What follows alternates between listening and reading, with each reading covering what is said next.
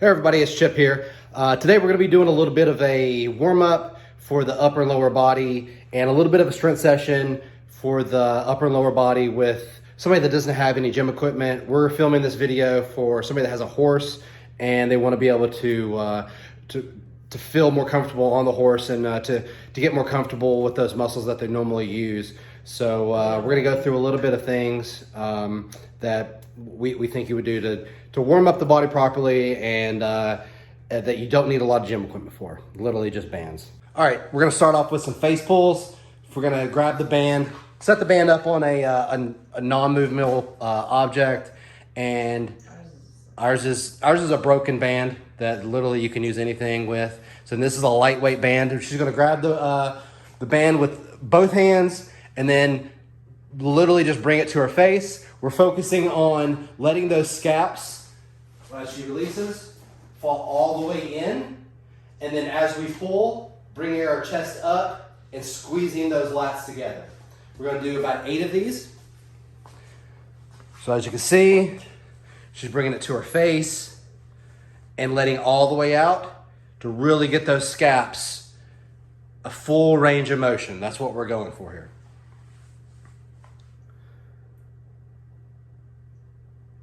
All right, next we're gonna go into a 90-90, so one arm. She's going to do a face pull, same thing she did last time, and then with the same motion, bring her arm up to a 90-degree angle, then let it down.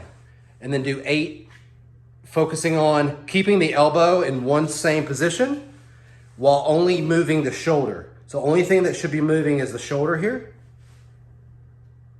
As she brings the arm up, really letting those interior muscles inside the shoulder get a nice little warm up while getting a little bit of a workout too.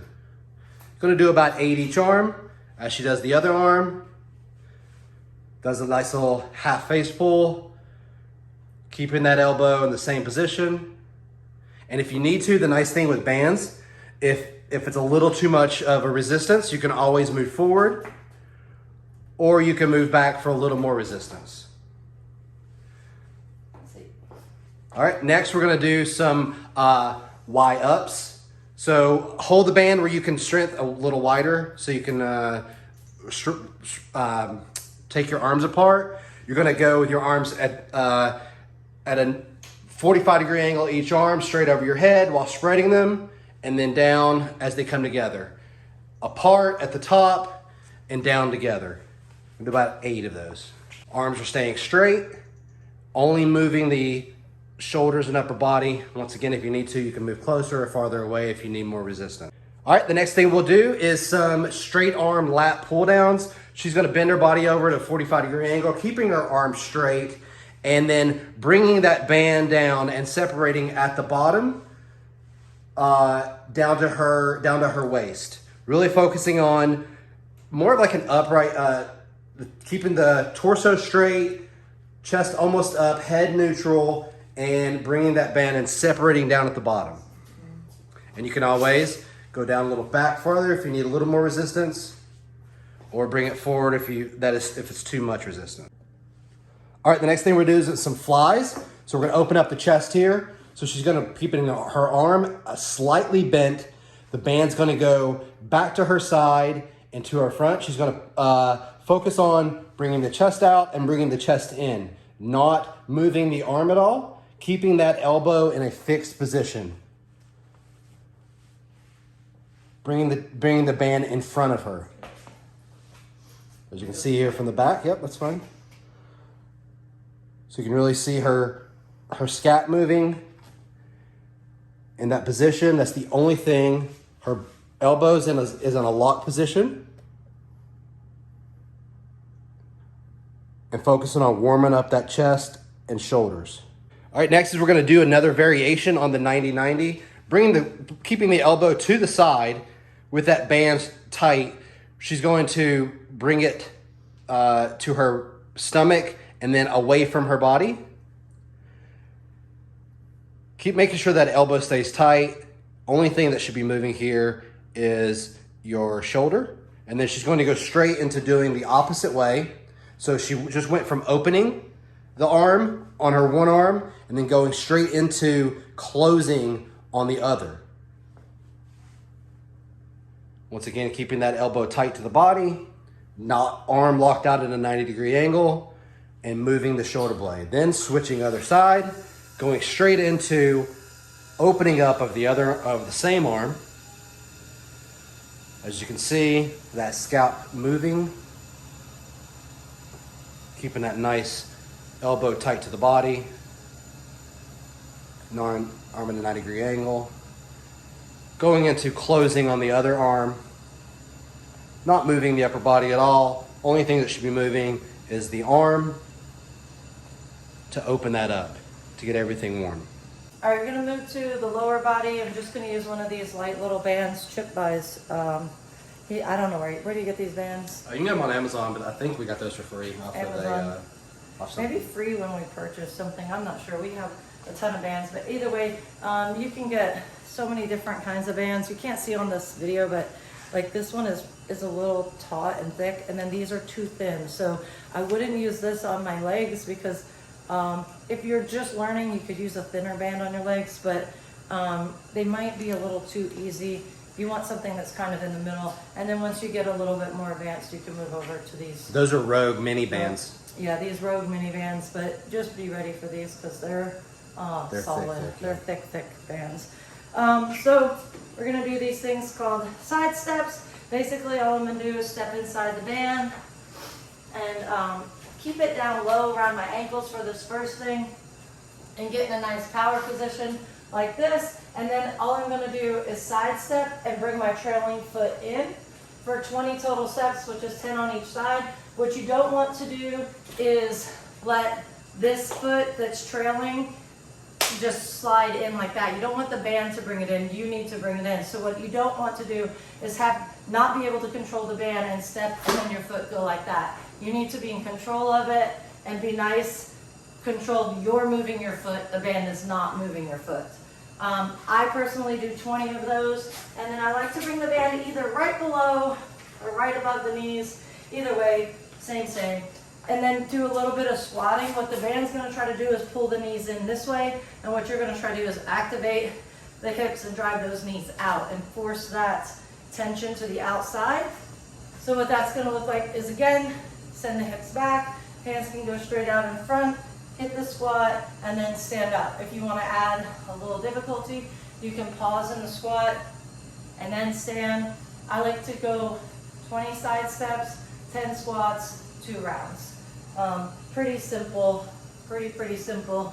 If you feel like you want to do another little thing with the band, you can come down again to the bit of a mid shin, not really your ankles or your knees, and you can do monster steps, which is just these big steps forward, and then you can also do those backwards.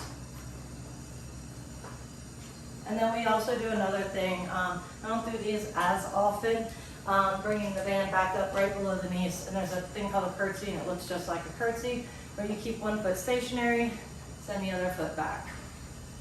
And again, this is a little too light for that specific one, but this is gonna fire up your glutes.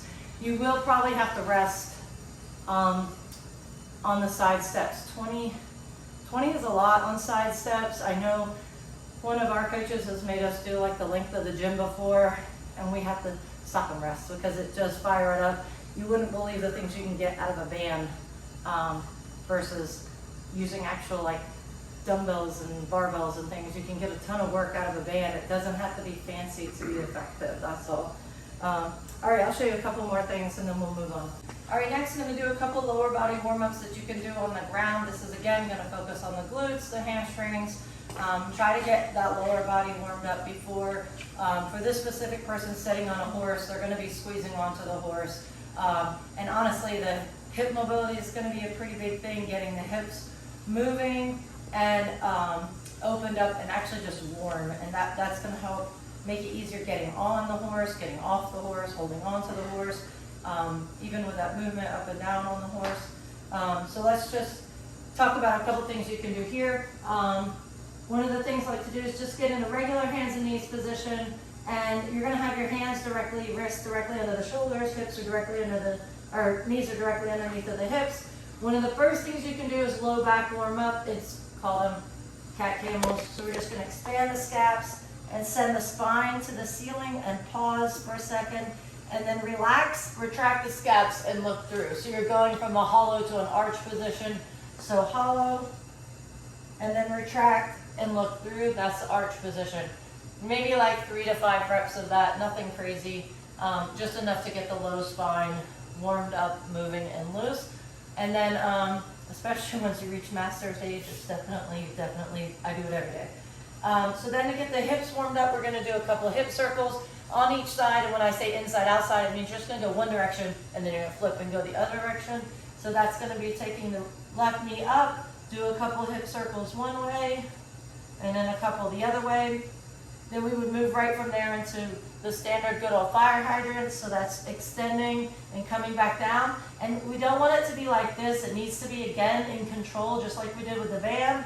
It's going to come up nice and slow and controlled. So you're actually using the glute to move and not momentum. After maybe 5 to 8 reps, we'll switch to what I call heels to ceiling. So that's just taking the heel and rising it to the ceiling. And again, 5 to 8 reps there. And then we would switch and do the same thing on the other side. Hip circles in, hip circles out, right into fire hydrants, and then right into heels to ceiling. Just like that. One other warm-up you can do for your low back, we do them in our gym all the time. They're called bird dogs. And they're a little bit more advanced, but it's very good for the back. And again, nice, slow, and controlled. You're gonna take elbow to opposite knee and then extend and pause. You take this hand, elbow touches the knee, extend and pause, come back, extend and pause. I wouldn't do these more than like 3 to 5 reps on each side, and you're gonna have one side that is better than the other. Yep. After that, one of the other warm-ups that I personally like to do, you might have to move the camera back for this, is shoulder, opposite hand, opposite foot, kind of warm up for like a shoulder taps type thing. And what you'll do for there is come up to a plank position here, and then you're gonna take opposite hand to opposite foot, press through, touch the opposite foot, and then come back. What you want to do is press through the shoulder. Don't stay stationary and just reach. See where my ear is? What I want to do is send my body back by pressing through this shoulder. So I'm gonna press, watch where my ear goes, behind the arm. And then I come back, behind the arm, and then come back. Good? And then one more, T-spine mobilization. I'm gonna turn 2 ways for you guys to see this. This is another one. You don't shift the body, you just move the elbow. So you're gonna put one hand behind the head, elbow to elbow, and then elbow to ceiling. But you don't want to look. All you're doing is moving the elbow to ceiling, elbow to elbow. And you can do that on both sides. I would do this 5 times at least. And you can see the difference in my mobility personally with my left versus my right. Look at the angle of my elbow on my left versus my right.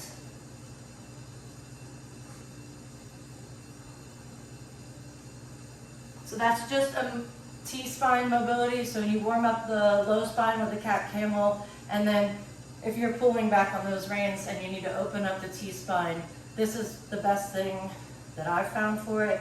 I've had to do it in all of my physical therapy sessions. It's highly recommended by pretty much any of the mobility people that we follow on CrossFit, which are all chiropractors and physical therapists that know CrossFit. So yeah, I would definitely add all of that in to a warm-up. You don't have to do all of these things, like pick 1 or 2 for upper body, 1 or 2 for lower body, just enough to get the muscles opened up and warmed up. So when you get on to the horse or you're lifting weight, you're doing whatever, if you feel yourself automatically have to make a sudden movement, that muscle group is warmed up and it's not gonna cause so much tension that the muscle tightens up and maybe pulls or stretches or strains it in a way that you then can't work out or ride the horse for several days. So try to do preventative maintenance so that you don't put yourself out. Next we'll do some hamstring stuff, and then that'll be pretty much it for warm up. All right, next, basically gonna do a couple things we did on the ground, but this time standing up. A couple hamstring warm up, because the hamstrings are definitely something that we use every single day of our life. So if they're weak, they will definitely cause some injury, or potential for injury anyway, if you don't warm them up properly. I've seen too many phenomenal athletes fail to warm up their hamstrings properly, take off in a sprint running, and then the next thing you know, they're just like grabbing their hamstring and like doing a little hobble thing. So let's not do that.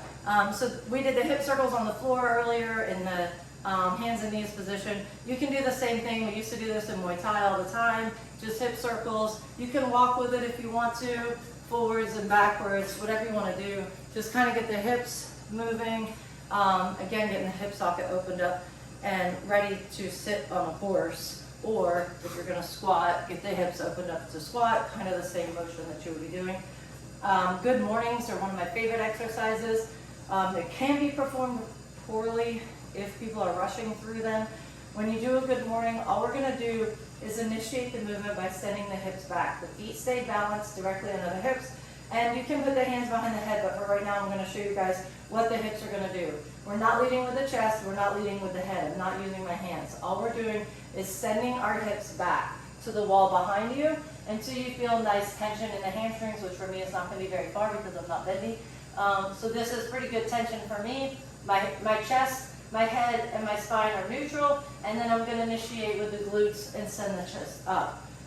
From there, once you have mastered that the hips initiate the movement, you can add in the hands behind the head if you want, just for a little bit different of keeping the chest open, and then you send those hips back, and then you can stand up.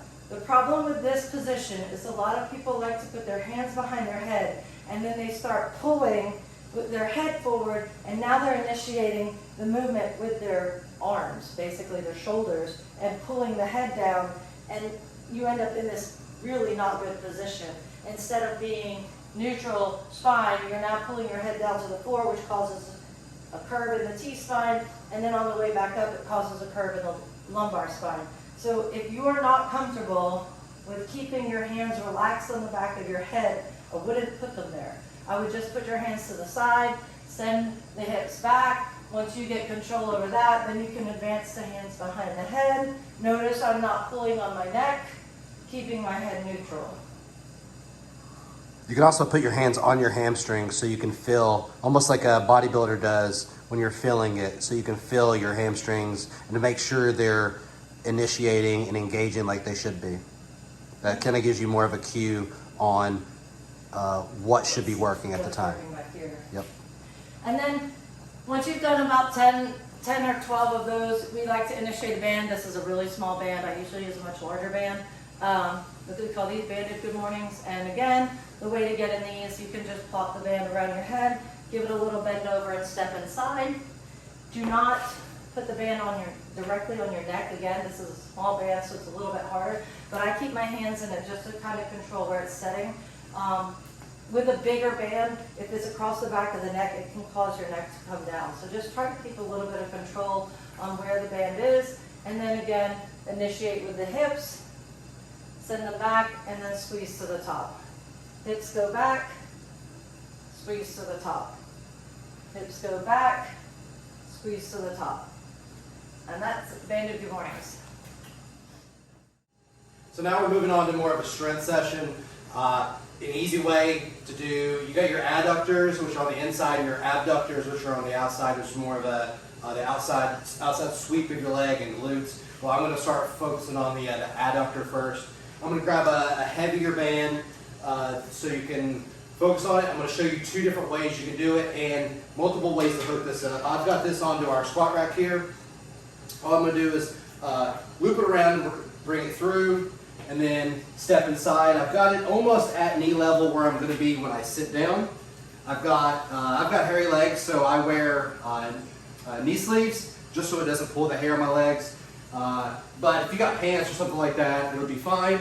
Come out to a comfortable position where it's pulling on the leg, and you're going to feel where your foot placement is. It's going to determine on how much you squeeze your leg. So I like to keep my foot right straight in front of me, but I'm able to open up still. So if you feel like you need to open up more, you can always bring your foot more to the inside. So I'm gonna open up, and your foot can come off the ground a little bit, and all you're gonna do is squeeze to the center, and then let your leg go outside. Squeeze to the center, and let your go to the outside. All right? Now you can do 20 each leg, like this. And then once you get done, all you do is come back, switch your leg out, face the other direction, and do it the same way.